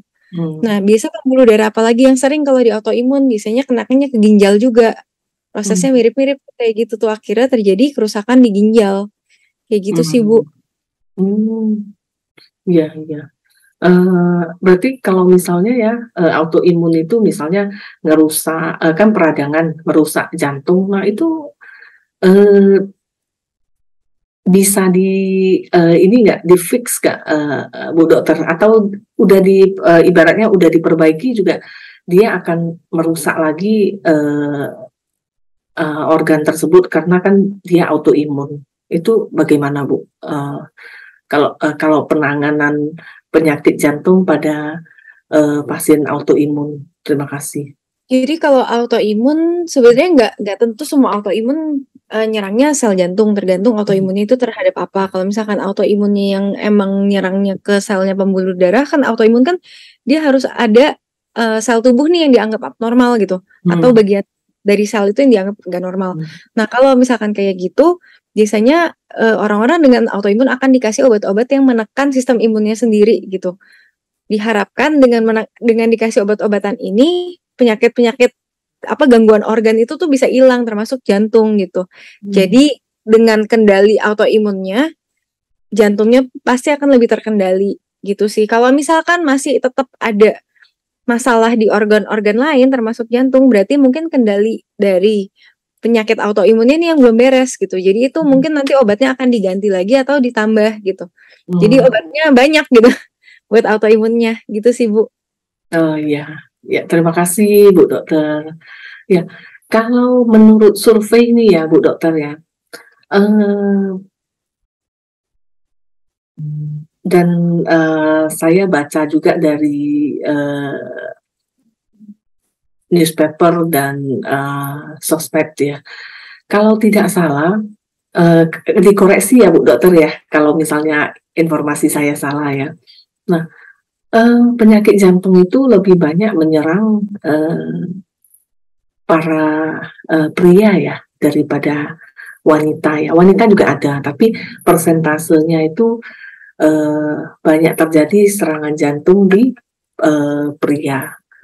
Ya, itu statistiknya sampai saat ini benar ya Bu Dokter ya, karena wanita itu sampai usia tertentu masih punya pelindung estrogen ya Bu ya. Iya benar sih Bu, kalau itu jadi kayak tadi, jadi yang dibedain itu sebenarnya onset usianya. Jadi kalau misalkan selama wanita itu belum menopause, dia memiliki efek lebih terprotek dibandingkan sama laki-laki gitu. Tapi kalau misalkan udah dia mengalami lewat menopause, sebenarnya faktor resikonya jadinya sama aja gitu, sama-sama risikonya. Jadi cut off-nya ya di menopause itu, begitu dia udah selesai sana, ya satu pelindung dia hilang gitu. Oh iya iya. Ketika itu hilang ya jadinya sama aja Bu, cewek cowok intinya risikonya sama gitu sih. Iya, terima kasih Bu Dokter. Nah Bu Dokter, kalau serangan jantung banyak kita dengar itu terjadi pada saat pagi hari. Kenapa begitu ya Bu Dokter ya? Sebenarnya nggak mesti pagi sih Bu, sebenarnya tergantung sih. Kalau misalkan ini nggak terus-terusan pagi hari, jadi kadang malah banyakan nemunya sih di siang hari gitu Bu. Jadi nggak mesti pagi gitu, mungkin ya kadang malah banyakan pasien kayak sore-sore gitu, habis aktivitas yang bener-bener habis kerja gitu, dia tiba-tiba dadanya sakit nggak berhenti gitu. Banyakan sih kayak gitu ya Bu. Ya, terima kasih Bu Dokter. Nah, Biasanya kalau misalnya pasien-pasien penyakit jantung nih Bu Dokter.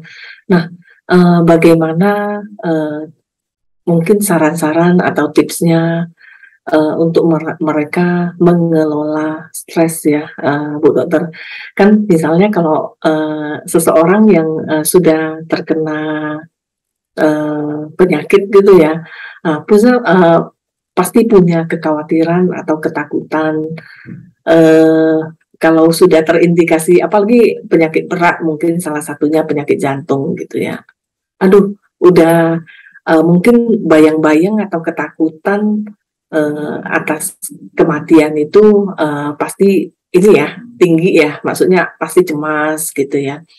Nah, mungkin dokter punya advice atau saran-saran supaya maksudnya penderita penyakit jantung juga bisa punya kualitas hidup yang baik dan punya pikiran positif sama seperti sebelum terdeteksi penyakit jantung ya, Bu Dokter ya.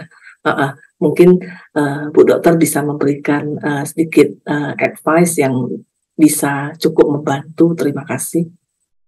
Mungkin ya sebenarnya kalau misalkan kayak untuk dukungan, yang penting dukungan sih Bu, karena kalau misalkan orang dengan sakit jantung atau sakit kronik lainnya, yang jadi masalah adalah mereka nggak tahu ini sakit bisa sembuh atau enggak, pertama kan itu.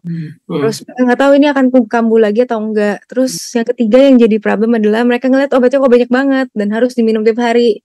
Itu yakin sih, maksudnya buat pasien-pasien juga mungkin akan ngerasa, oh kayak berat ya, minum obat banyak begini ya. Terus kayak mereka pasti akan ngerasa ya dikit banyak pasti adalah akan ngeganggu mereka gitu. Nurunin semangat untuk sehat juga pasti akan ada.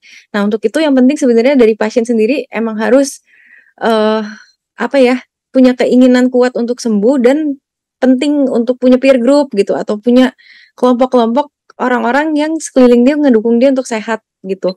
Dan kayak tadi yang terapi-terapi kayak meditasi dan lain-lain itu juga bagus kan, itu bantu untuk calming banget, jadinya perlu mungkin bisa dicoba dilakukan.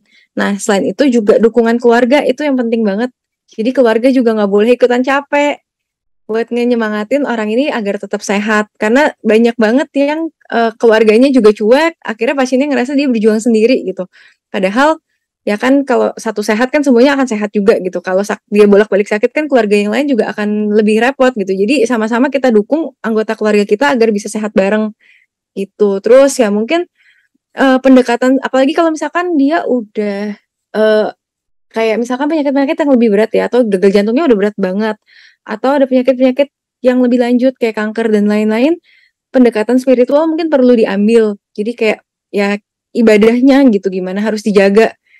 Karena itu juga akan ngebantu kan bikin batin kita jadi lebih tenang jauh gitu. Jadi lebih siap apapun yang terjadi. Itu sih penting banget gitu.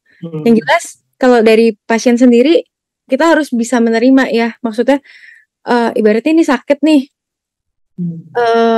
Gimana caranya biar kita tuh ngubah sakit ini kayak macam-macam obat-obatnya itu jadi kebiasaan yang baru gitu.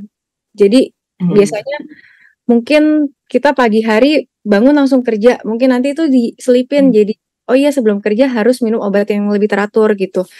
Jadi jangan emang beban sih, cuman jangan terlalu dibikin itu jadi beban gitu. Jadi harus disesuaikan, diadaptasiin ke kehidupan sehari-hari gimana. Ya sama ya penting itu sih kalau menurut saya yang paling penting sebenarnya dukungan sih Bu, dukungan keluarga itu paling penting banget buat orang yang sakit ini gitu. Sama ya itu hubungan spiritualnya ya. Bantu banget untuk kesehatan. Ya, hubungan spiritual, terus spiritualnya bisa ditingkatkan lagi, mungkin juga mesti mempunyai lingkungan-lingkungan yang positif, dan ini ya Bu Dokter ya, maintain perasaan bahagia dan bersyukur ya Bu Dokter. Benar, yang paling penting kan bahagia ya.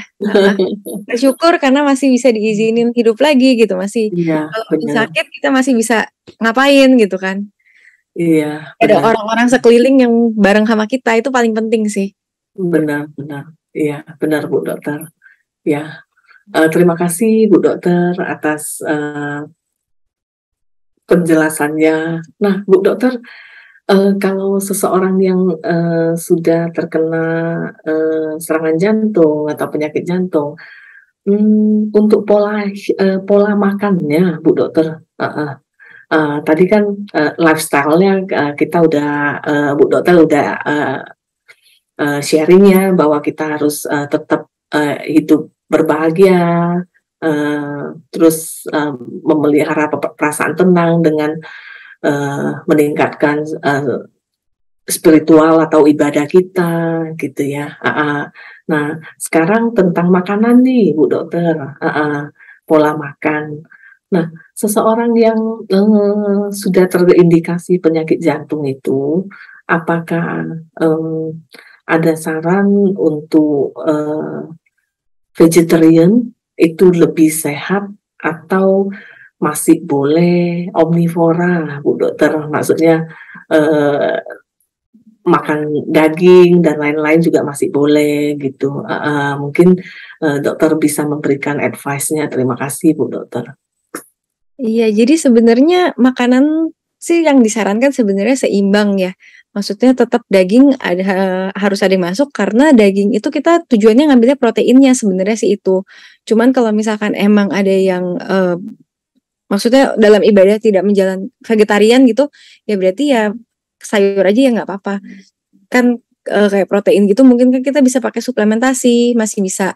Cuman kalau misalkan yang masih makan semua, itu ya disarankan seimbang. Nah, seimbangnya tuh gimana? Jadi kayak, diperhatiin sumber makanannya apa. Jadi kayak ada beberapa nih makanan-makanan yang nggak disarankan. Contohnya, kayak misalkan kita makan, eee, kalau misalkan yang masih makan daging ya, kayak makan daging-daging olahan itu tidak disarankan, karena itu udah nggak cuman ada lemak doang, itu udah bercampur sama tepung. Terus yang banyak kalau misalkan, bapak ibu yang mungkin cuman konsumsinya buah, nah ternyata kayak santen-santen itu bener-bener harus dihindari. Ini kayak semua rekomendasi itu melarang santen yang kebanyakan, jadi yang sumbernya dari kelapa itu kalau bisa dihindarin, diganti sama jenis minyak sayur yang lainnya. Nah terus, kalau misalkan yang omnivora, ikan itu sumber protein yang baik gitu. Itu perlunya dari sana, andai kata nggak makan sapi atau nggak makan, daging babi, ya bisa makan ikan. Cuman kalau emang pantang semua, ya kita coba dari lain, misalkan sumber protein lain, kalau misalkan buat orang-orang yang vegetarian mungkin bisa makan dari, kedelai. Nah itu masih bisa dari sana, walaupun ya emang kandungannya tidak sebanyak yang ada di daging, tapi kan mungkin masih bisa lah ya untuk dikonsumsi gitu. Kalau vegan gimana Dok? Apa? Vegan?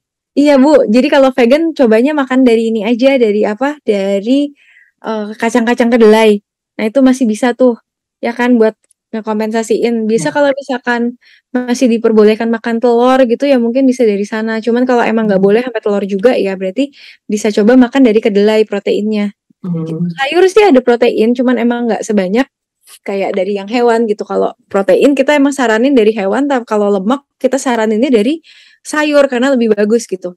Nah, tapi kalau misalkan emang nggak yang vegan ya berarti diganti gitu pakai kedelai aja. Kedelai kan masih ada proteinnya lumayan gitu ya. Paling gitu sih. Terus yang kayak kadang kan orang mikir vegan itu pasti sehat nih, kolesterol pasti rendah, tapi ada beberapa pasien dan beberapa saudara saya juga vegan dan ternyata malah kolesterol LDL yang jahatnya itu yang tinggi. Nah, mungkin ini bisa disebabkan karena konsumsi kayak krim atau kayak mentega. Nah, dia kalau masak sukanya pakai mentega tuh. Nah, itu terlalu banyak. Nah, itu harus dibatasin juga. Kalau enggak sama aja. Walaupun kita makannya sayur doang, kolesterol tetap tinggi gitu sih. Sama santan tadi. Ingat. Ya. Terima kasih Bu Dokter. Nah, Bu Dokter, kalau seseorang yang terkena stroke itu ya, apakah ada hubungannya dengan jantung juga ya Bu Dokter ya? Stroke.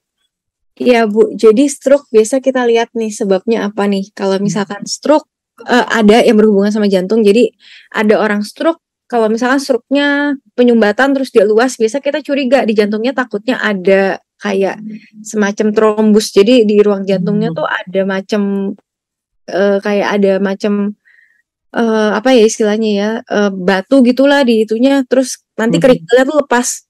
nyasar ke atas. Nah, biasanya ini dialamin sama pasien-pasien yang punya denyut jantung nggak teratur. Atau atrial fibrilasi. Jadi jantungnya tuh geraknya tuh terus-terusan gitu. Harusnya kan tiap menit misalkan cuma gerak 60 kali, pelan-pelan teratur. Nah, ini nih kayak iramanya nggak teratur gitu ya. Jadi cepet banget gitu. Bisa sampai 120 kali. Terus habis itu pas lagi, kan ibaratnya kalau air itu dikocok-kocok gitu ya. Nah, kalau di jantung kejadian kayak gitu akhirnya bikin darah tuh gumpal di dalam sana. Nah, dari gumpalannya itu nanti dia akan lepas dan nyumbat ke pembuluh darah jantung. Jadi bisa stroke disebabkan oleh kelainan di jantung gitu. Bisa juga karena pompa jantungnya lagi jelek banget nih. Akhirnya aliran darah ke otak dia kurang. Nah, itu juga bisa bikin. Terus selain itu stroke bisa juga disebabkan sama hipertensi, tekanan darah tinggi. Nah, bisa kalau di stroke yang gara-gara hipertensi itu bisa menyebabkan pecahnya pembuluh darah gitu. Jadi nanti mungkin keluhannya itu lebih ke arah bisa aja dia sakit kepala berat gitu, atau ya lemah sebelah badan juga masih tetap bisa sih kayak gitu. Oke, ya terima kasih Bu Dokter atas sharingnya pada pagi hari ini, sangat bermanfaat sekali buat kita semuanya ya. Bu Dokter juga udah siap-siap ya, ada acara lagi ya Bu Dokter ya. Oke, terima kasih ya Bu Dokter Angelina Yunono hari ini yang telah membagikan pengetahuan kepada kita semua tentang kenali dan cegah nyeri dada akibat jantung. Ya, kami akan memberikan plakat ya. Nanti kita akan kirimkan ke rumah atau rumah sakit ya, nanti minta address-nya ya Bu Angelina ya. Kita dokumentasikan satu ya Dokter Angelina. Boleh Bu.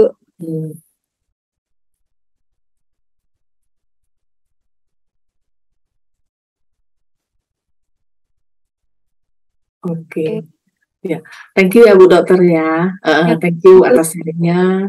Nah, untuk sebagai penutup Bu Dokter, nah Bu Dokter boleh bantu untuk memberikan sedikit review dan sedikit kesimpulan tentang sharing kita pada hari ini, dan pesan-pesan kepada masyarakat Indonesia juga supaya bagaimana hidup sehat bisa terhindar dari penyakit jantung ya. Kita review sedikit tentang kenali dan cegah nyeri dada akibat jantung, dan sedikit pesan-pesan buat masyarakat Indonesia supaya jantung bisa sehat ya Bu. Ya, terima kasih. Kita persilakan Bu Dokter. Thank you. Ya, jadi buat rekapannya, jadi ya intinya tadi kita sudah bahas dikit tentang gimana caranya mengenali nyeri dada akibat jantung ya. Jadi nyeri dada itu nggak melulu sebenarnya akibat jantung, cuma 15% yang diakibatkan karena serangan jantung, tapi 15% ini nggak boleh sampai kelewatan. Nah, nyeri dada apa sih yang kayak ngarah ke arah serangan jantung? Biasanya nyeri dadanya itu dirasakan kayak rasanya berat, rasanya kayak ketidanan, terus dia bisa menjalar ke daerah punggung, daerah leher, rahang, bahu, dan sampai tangan. Nah, ada juga nyeri dada yang akibat jantung dirasain di nyeri ulu hati. Jadi kayak mirip-mirip sama gangguan di saluran cerna. Nah, lalu tadi kita juga udah bahas tentang orang-orang apa sih yang ada berisiko lebih tinggi terkena sakit jantung. Jadi yang punya riwayat sakit darah tinggi, sakit gula, terus orang yang gemuk nih, obesitas, terus ada punya ada yang kalau dilihat dari usia, dilihat lagi cewek atau cowok. Kalau cowok dia biasa lebih muda, sekitar 45 tahun udah kena. Kalau cewek karena dia masih punya efek estrogen, dia sampai usia 55 tahun baru memiliki risiko lebih tinggi.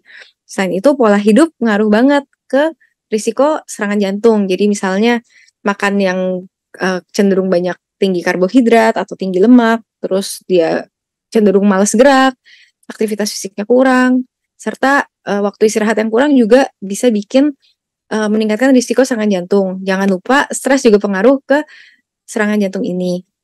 Nah, tadi kita udah bahas dikit juga tentang pertolongan pertama, apa sih yang bisa dilakukan kalau ada serangan jantung. Jadi kalau misalkan Bapak Ibu dulunya pernah serangan jantung, jangan lupa untuk selalu sedia obat yang di bawah lidah itu kalau lagi pergi-pergi gitu. Jadi kalau misalkan amit-amit muncul serangan jantungnya, segera minum di bawah lidah. Tapi kalau misalkan baru pertama kali ini mengalami serangan jantung dan serangan jantungnya Bapak Ibu dirasakan lebih berat dari sebelumnya, boleh langsung segera ke rumah sakit. Harus langsung segera ke rumah sakit untuk diperiksakan lebih lanjut. Ini ngarahnya kemana nih? Serangan ulang lagi atau gimana? Nah, lalu yang terakhir yang nggak kalah penting, gimana cara kita mencegah serangan jantung? Biar gampang untuk ingatnya, ingat aja akronim CERDIC yang tadi sudah diberikan dari Kementerian Kesehatan, yaitu cek kesehatan secara rutin, enyahkan asap rokok, rajin aktivitas fisik, diet seimbang, istirahat cukup, dan kelola stres untuk mencegah serangan jantung. Mungkin itu yang bisa saya bagikan hari ini, Bu Leni. Terima kasih. Terima kasih juga Bapak Ibu sekalian. Terima kasih Bu Dr. Angelina Yuwono yang telah membagikan pengetahuannya kepada kita semua di pagi hari ini. Ya, sangat bermanfaat sekali buat kita semua dan masyarakat Indonesia. Thank you, Anumodana ya Bu Dokter ya. Semoga Bu Dokter juga sehat dan berbahagia selalu dalam aktivitas-aktivitas yang mulianya ya. Terima kasih Dokter. Terima kasih juga Bapak Ibu dan teman-teman semuanya, para sahabat Buddhist Fellowship Indonesia. Sampai ketemu lagi di channel YouTube Live-nya Buddhist Fellowship Indonesia di kesempatan berikutnya. Terima kasih semuanya. Bye-bye.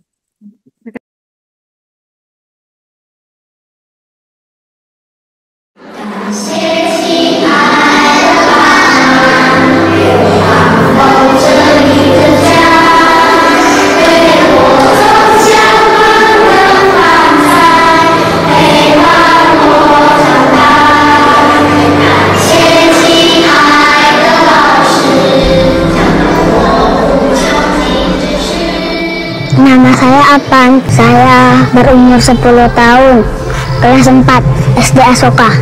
Dan di samping saya ada adik saya yang berumur 5 tahun. Saya biasa pergi sekolah sendiri jalan kaki. Mata pelajaran saya paling suka IPA. Wes pulang sekolah saya biasa main, kalau sudah sore mama suruh bantu jual gintong, saya bantu dia jual gintong. Setiap hari Minggu saya ke Viara, ke Baktian.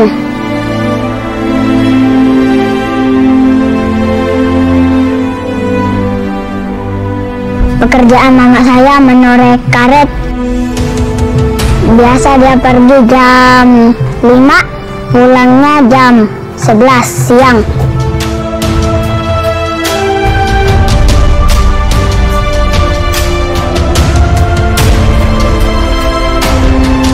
Kalau mama kerja biasa saya menjaga dedek, ajak dia main gitu. Bapak biasa kerja bangunan. Kalau sekarang dia nggak kerja karena sakit pinggul. Dia sakit sudah 1 tahun. Cita-cita saya menjadi pemain bola. Harapan saya buat sembuhkan Bapak.